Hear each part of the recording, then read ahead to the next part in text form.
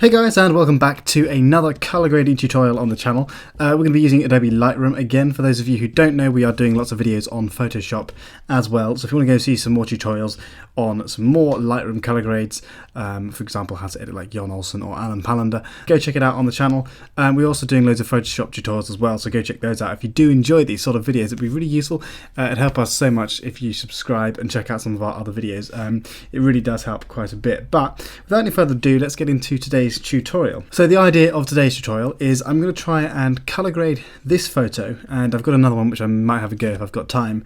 And we're going to try and colour grade it in a moody style, so dark colours in the style of someone like Fursty or Benjamin Hardman, both of which I have done tutorials for already on the channel, so go check those out if you want to. So once we're done with all this, I'll probably just go ahead and create a preset pack, and that will be on our website. It will also be on sale for a little bit as well when this video is out, so you go check that one out. The link will be in the description. So the first thing we're going to do is come over to the basics panel here, and really I just want to lighten up this image a little bit. So this is a raw file, so we should be able to save quite a bit from the shadows down here. I want to bring out more of the trees, so we're just going to drag the shadow slider up to about 50%. You don't want to go too much that it looks weird, but you want to drag it up enough that you can see what's going on.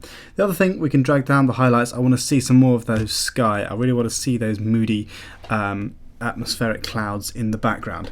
The next thing, I'm just going to get the temperature, and I'm going to drop the temperature down just to make the image slightly more blue. So 5,000 Kelvin I think is probably gonna do it. The tint we're probably going to leave alone. If I create it too green, it just tends to look a bit odd, and too purple I don't really like. So I tend to leave tint alone with these sorts of colour grades. Now the next thing, you can, if you want to, just adjust the exposure just a touch, just to brighten it up a little bit. Up to you really. But the contrast, we really want to introduce a lot of contrast. Now you see when I introduce more contrast, the image gets slightly darker. We're then going to come back to shadows and just drag up the shadows a little bit more. Maybe a bit more contrast, and we're just messing around until we get the sort of look we want. Next thing, come to the whites. We're going to get the whites, and in this case, if I drag them up, you can see more of the snow but less of the clouds, but if I drag them down, you can see more of the clouds. So I'm just going to crush the blacks first, drop the blacks, again, then come back and increase the shadows. And we're just messing around, so -20 in the blacks should do nicely. And I think actually I'm going to increase the whites to about +20, just because I like the little bit of contrast it puts in the image. So we're going to close that up, and we're going to come to HSL. We're not going to do the tone curve just yet. I'm going to leave that for the end, where it really adds in the last final touches. And now in this image, the main colours we've got are green. There is not a lot else going on, maybe some blue, mostly green in the image. So what we're going to do is ignore the hue slider for a minute, and we're going to come to saturation. We're firstly going to get the red, drop that down, drop the orange down. We're going to get the aquas, we're going to drop the aquas down. The blues, we're going to desaturate the blues a bit, so the mountains are a bit more desaturated. We don't want to have it oversaturated, it tends to look a bit weird if we do that. So desaturate the blues to about -40, -35 will do quite nicely. Then the purples and magentas, really again desaturate those. There aren't any in this photo, but you don't want them in your image for a moody photo. Now the next thing are the greens and the yellows. You can see if I drag down the yellows and the greens, how much that affects the trees in the foreground. So one thing we can do, I like to drop down the yellows quite a way, almost as much as I have done with all the other colours. And then I bring the greens up ever so slightly more to leave it about -9%. Now the next thing is come to the hue slider, and we're going to get the greens, and you see if I drag it to the left, it makes the greens more orange. If I drag it to the right, it makes them more sort of vibrant green. I like to drag them to the right for these moody colour grades, just to really bring out those greens in the photo. So if I press the before, you can really see the difference this has made to the image. One thing we can do here is either leave it like this. I quite like the colour just popping out at the bottom here. I really quite like how it looks. But you can, if you want to, just drag it back a little bit. I'm going to leave the saturation about -25%. As for the yellows, again, if I drag to the left, it makes it more orange. If I drag it to the right, it sort of like highlights those colours a little bit more. So +45 in the yellows, +35 in the greens, I think is pretty much where we're good to go. The blues, you've got two options. One, you can sort of make it more green in the blues, or you can just leave it alone. I tend to just sort of maybe drop it ever so slightly, but mostly I don't want to mess around with the blue colours. I'm just going to leave those where they are. Finally, we're going to come down to the luminance slider, and I'm basically just going to lighten up these greens in the foreground, lighten up the yellows just a touch, so we can kind of really see what we're looking at. Our eyes are really drawn to this part of the image. And once I've done that, I notice I probably want to just desaturate the greens a little bit more. So I reckon about there is good what we're looking. So already we're beginning to get that moody atmospheric look. Now we're probably almost done. I think what kind of works sometimes is if you put a bit of a vignette, it kind of focuses your eyes towards the center of the image. So I'm just going to drag up the feathering to 65, not too much vignette, about -10 I think will be fine, and there we go. I'm just going to turn that effect off. One thing you can do, which sometimes looks quite cool with these moody color grades, is putting a bit of grain into your photo. I personally don't want to do it in this one, but if you do, around 60% grain and 25 size and roughness 50 looks quite good. But we're not going to do that in today's color grade. We're going to come back up to split toning, and if I press Alt on my keyboard, you can see the different colors we're going to add. Now we're currently doing the highlights. We can either go for a sort of yellow color in the highlights, but I'm just going to scroll through and have a look at the colors we have available. I'm thinking I want to go for a blue, but a sort of dark blue, so somewhere around 223 I think is going to be quite good. And I'm just going to drag up the saturation. Probably in this case we're doing it quite a bit to about +38. That tends to be quite an extreme increase. I am kind of noticing I want to come back and increase these shadows a bit more, so I'm just going to come down and whack up the shadows to about 78%, just so we can see a little bit more of what's going on. We can always come back and sort of adjust the highlights just a bit more.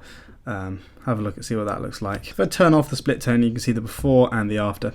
I'm probably going to put that back to around there. 218 I think is good. Now for the shadows, again, if I press Alt on my keyboard and I drag it along, you can see the colours I'm going to add. And again, I'm just going to work on those greens/blues. I kind of like the 179 area. I quite like that colour. I'm going to drag that up, not as much this time, probably to about 8%, just to really bring out a little bit more of the blues and greens in those shadows. So if I turn that off and turn it on again, we're beginning to get a lot more like the style of Fursty, where he's got these very dark, moody, atmospheric blue images. Okay, finally we're going to come to the tone curve. Now the tone curve is really going to introduce an issue here with the shadows. We may find we want to sort of lay off a little bit on the blacks and lift up the shadows a little bit more, but we're going to go in and we're going to create 3 points like I've just done, and we're going to introduce an S-curve. Not a massive one, a minor S-curve. You can, if you want to, increase the highlights just a little bit more, but then we start to lose detail in the sky, so I'm just going to leave it about there. The main important thing, you don't want to drop the shadows too much, otherwise you lose all the detail down here. Now one thing you can do is do that and then come to the gradient tool, drag up the gradient tool from the bottom, come down, double click in effect, and then come down to shadows and just drag up the shadows, drop the clarity, maybe lift up the blacks a bit, just to kind of like remove some of the contrast in that image. We're going to drop the saturation, we're going to drop there on the contrast. So I reckon that's probably kind of looking okay.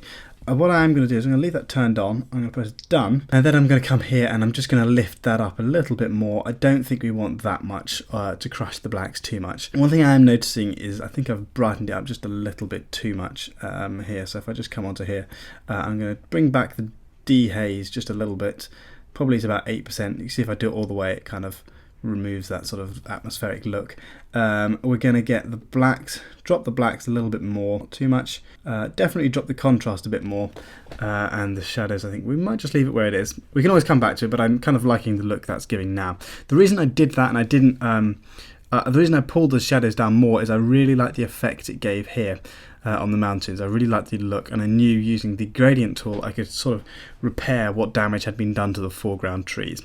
Now the final thing that you want to do is come to the last point on the curve, and you want to drag it up like that. Now this is going to introduce fade into our images. Now because this image is already quite dark, I don't need to drag the fade up too high or you get this weird negative sort of look. So we're kind of going to go for around about here. Now when you do that, you start to lose detail in the shadows, but that's really the kind of look we're going for. We really kind of like the sort of dark shadows that are sort of faded out. Now we can come to the highlights and we can do the same thing. We're going to fade out the highlights by just dragging down that point there. Now if I turn off the tone curve and turn it on again, you can really see the difference the tone curve makes. Now, like I said at the beginning, the reason I left it for the last is so you can actually, really appreciate how much you need to focus on the tone curve to really bring out that moody sort of look in your image. So we're going to keep it like that. Go ahead and copy that tone curve if you guys want. You may find in your image you want to just mess around slightly, maybe have a bit less contrast. You may want to bring out the shadows a little bit more. But that's kind of the look we're going for there. Now, we could say we're done here. If I show you the before by pressing the backslash key on my keyboard and the after, we've really come a long way from the original image. You can really tell it's been edited in this moody sort of blue kind of style. But one thing I want to try is I want to try and bring out some more of the detail in the sky here. It's just a shame that this photo was taken on a day where there wasn't really much atmosphere going on in the sky. One thing you could do is if you used our sky replacement pack, which is on our website, you could actually come in and remove that sky and replace it with a much more moody, dark sky. But I'm going to, for the time being, come to the gradient tool, double click an effect to reset it, and I'm going to just click and drag down like that. Now I'm not doing it horizontally because I'm trying to follow sort of the line of the mountains, and the rough gradient of the mountains is this sort of positive gradient here like that. So we're going to try and follow that with the gradient tool here. I might drag it down a little bit. Then what we're going to do is come to the highlights, drag down the highlights completely, drop the shadows, drop the whites. Actually I might lift up the whites a bit, but definitely drop the blacks. We're going to bring down the clarity. We're going to come to noise, and we're just going to introduce a lot of noise reduction into the top of the image here. In fact, we could even go all the way. Then finally, I'm going to come to exposure, and I'm going to mess around and see what happens. You see, if I drop off the exposure load, you can really actually begin to see the detail. There is actually some detail in the sky up here. Now we have two options. One, I'm just going to actually reduce that a little bit. I don't want it too dark, but I want to be able to see a little bit of interest up there. So I reckon about there, minus 0.15 is probably a good bet.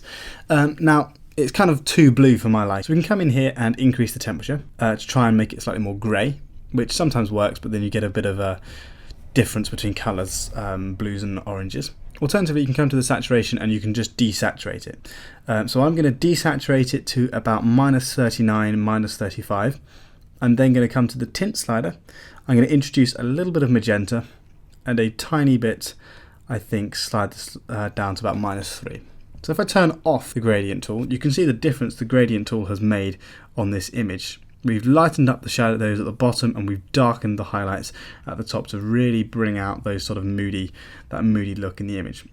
So I'm going to go ahead and show you the before and then the after, and that is it. I think we're basically done with this image today. But like I said at the beginning, I'm going to go ahead and create a preset pack for you where you can go ahead and download 6 to maybe 9 of these moody color grade presets. Okay, so there we have it, guys. I think that is probably all we're going to do for today's tutorial. That's all we're really going to have time for. But if I show you the before photos, you can see what this image looked like before and now the after. You can really see how we've adjusted this image to kind of follow that moody look. If this tutorial was useful, it'd be great if you guys could subscribe, go check out some of our other videos, but we will see you in the next video, which will be out tomorrow, so go check that one out. We'll see you soon. I hope you enjoyed the video, and live long and prosper.